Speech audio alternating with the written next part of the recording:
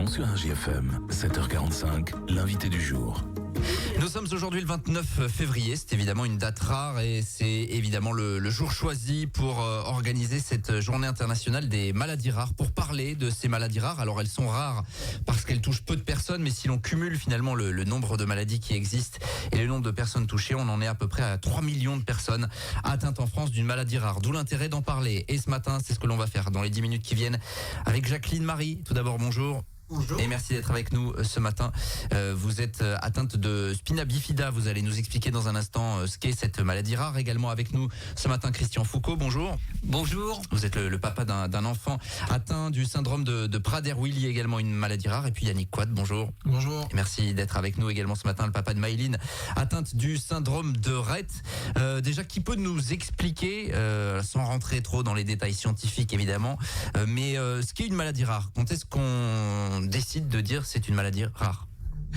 Donc une maladie est considérée rare lorsqu'elle touche moins d'une personne sur 2000 et on considère qu'il y a à peu près une personne sur 20 en France, sur le total des maladies rares, qui est concernée par une maladie rare.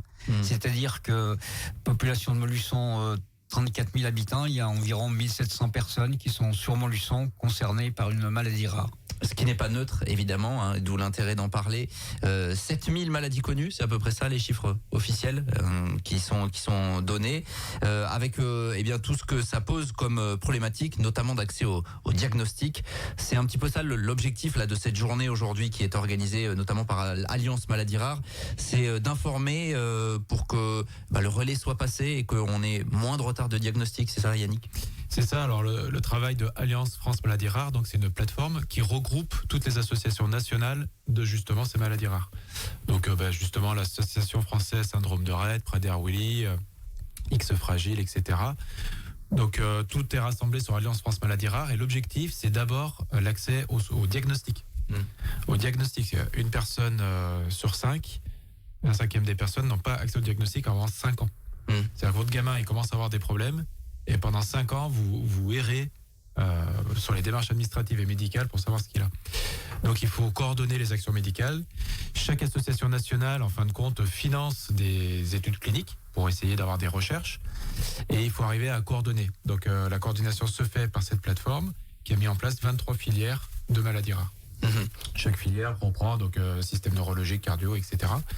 Et ça permet aussi aux corps médicaux d'aller rechercher les informations avec des protocoles nationaux de soins pour pouvoir coordonner entre les familles et les professionnels. Alors, vous avez insisté là-dessus, effectivement, le diagnostic, il est important. Il est forcément plus complexe parce qu'il s'agit d'une maladie rare. Je vais me tourner vers Jacqueline Marie. Vous pouvez prendre le micro, vous avancez un petit peu. Donc, pour nous parler de vous, de votre maladie finalement et de comment elle a été détectée. Est-ce que pour vous, pour votre cas, il y a eu un retard de diagnostic ou ça a été finalement assez rapide? Alors, nous, le spina bifida, on le voit en général. Quand le bébé naît, c'est une excroissance qu'on a dans le dos. D'accord. C'est comme une bosse, si vous avez mieux, c'est un spina ouvert ou un spina fermé. Donc ça, on le voit. Mais normalement, on le voit à l'écho, maintenant. Mais parfois, on le voit pas non plus. Parce que c'est une ouverture neurale. D'accord. Donc, au final, vous avez été diagnostiqué assez rapidement? Alors moi, vu mon grand âge, n'est-ce pas, je suis arrivée avec et ça a été le packaging, comme on dit. Voilà. Mais maintenant, avec les échographies, on aperçoit un peu beaucoup plus les choses. Ouais, parce que la maladie peut-être est plus connue aussi au fil des années, qu'il y a sans doute de la recherche qui a été faite.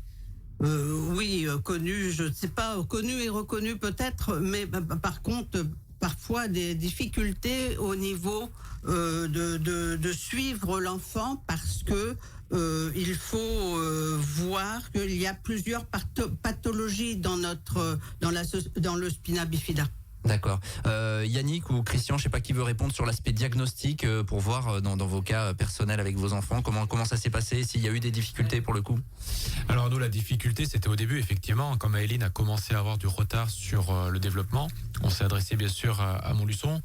Il y a eu des premières études génétiques et en fin de compte, il s'avérait qu'au début, il n'y avait rien. Et après, pareil, elle avait des signes assez caractéristiques, stéréotypie des mains. Elle mettait les mains à la bouche. Et donc, sur Clermont-Ferrand, on est tombé sur une neurologue qui connaissait aussi la maladie. Et justement, c'est vraiment tout l'intérêt de ces réseaux maladies rares. C'est-à-dire que les professionnels, maintenant en plus avec Internet, Christian connaît un peu plus les logiciels, les professionnels vont dessus et puis ça permet de faciliter les diagnostics justement. Oui, parce que on peut aussi tomber parfois sur des médecins qui du coup ne connaissent pas, ils peuvent pas tout connaître. On l'a dit, 7000 maladies rares connues aujourd'hui. Christian Foucault, vous, dans votre cas personnel, comment ça s'est passé? Eh bien, dans mon cas personnel, en 1991, quand Franck est né, je me souviens toujours comme si c'était hier, c'est le docteur Renaud qui m'avait donné le nom de cette maladie. Donc, à l'époque, il n'y avait pas encore de tests qui étaient possibles avant la naissance ou après. Il fallait des analyses de sang qui m'avaient évoqué ça. Et après, ils ont fait plusieurs analyses sanguines et vers 18 mois, on m'a dit, voilà, c'est cette maladie-là. Mais je veux dire, la maternité de Montluçon était très réputée en 1991 et on est tombé sur de grands professionnels ici. Il n'y avait pas moins de connaissances qu'aujourd'hui. Et... Bien sûr. Alors oui, il y a cet aspect-là, effectivement, que vous êtes tombé sur un professionnel qui peut-être avait eu écho de cette maladie. Donc il y a le diagnostic qui est très important, qui n'est pas forcément facile, on l'a bien compris. Comment ça se passe par la suite? Jacqueline Marie, votre situation aujourd'hui, comment votre maladie se traduit et puis ce qu'elle a pour conséquence finalement dans votre vie quotidienne? De toute façon, déjà physiquement, c'est compliqué. Mais comment je pourrais vous dire ça? Un spina bifida ne ressemble pas à un autre spina bifida. C'est-à-dire qu'au sein de cette maladie rare, il y a des variantes en fait. Voilà. Tout à fait. Moi personnellement, là, je marche avec une canne, mais certaines personnes n'ont jamais marché. D'accord. Voilà. Il y a différents degrés de... voilà, c'est que, comment je pourrais vous dire, au niveau de... Il y a des enfants qui sont en fauteuil tout de suite. Voilà. D'accord. Est-ce qu'il y a des traitements qui existent? Parce que c'est ça aussi la question majeure. Vous suivez un traitement? Il y a beaucoup d'opérations en général. Et puis après, il y a beaucoup de rééducation. Et entre parenthèses, la rééducation, on a beaucoup de mal en ce moment. Parce que les kinés, les médecins et tout ce qui s'ensuit sont un peu perdus de vue. Ouais. Et là, c'est ce que je rencontre en ce moment. Je ne trouve pas de kiné. D'accord. Je viens de faire un souci et il faudrait que j'ai un kiné, j'en ai pas. Bon, on en est à cette problématique évidemment sur tout le territoire de difficulté d'accès aux soins. On voit que c'est une problématique pour vous.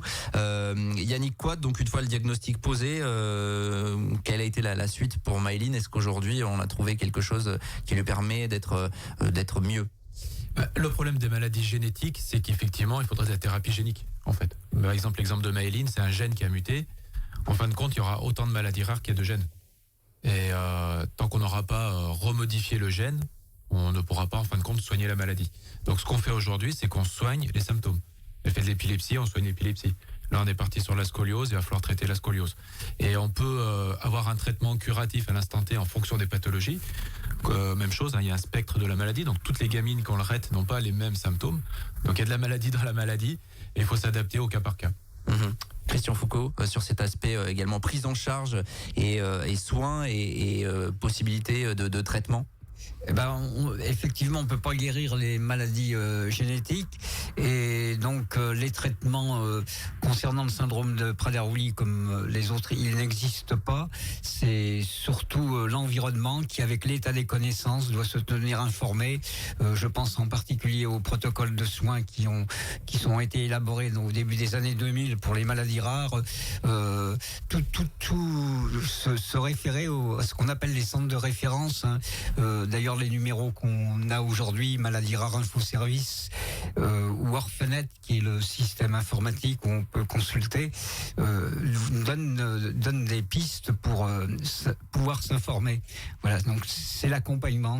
On peut atténuer certains symptômes comme l'addiction à la nourriture qui frappe Franck, c'est le point commun entre toutes les personnes qui ont ce syndrome-là. Mais après, voilà, comme ça a été expliqué tout à l'heure, il y a des différences d'une personne à l'autre. Bien sûr. Vous l'avez dit, il existe des centres experts, en fait, c'est ça, un petit peu disséminés. C'est difficile à 7h54 dans tout le pays. C'est les centres de référence, donc c'est la structure qui est organisée par Maladies Rares. Le partenaire fondateur, c'est le Téléthon, important, puisqu'on beaucoup se battent au mois de décembre pour le Téléthon, c'est important. C'est-à-dire que des fois, on ne voit pas où va l'argent, et là, pour le coup, nous, on le voit précisément. Donc, Alliance France Maladies Rares coordonne les actions des associations nationales, a créé 23 filières maladies rares, qui eux-mêmes, en fait, ont des centres de référence. Donc, sur la région, c'est le CHU de Clermont-Ferrand, qui est centre de référence et qui permet après de redéployer en fonction des pathologies précises. Jacqueline Marie, aujourd'hui votre situation, elle est plutôt En constante. ce moment, j'étais à Rennes. Rennes, c'est notre centre de référence pour le spina bifida. Il y a quelques mois, nous avons redescendu dans mon dossier sur Néry et j'attends toujours. Je n'ai plus de réponse.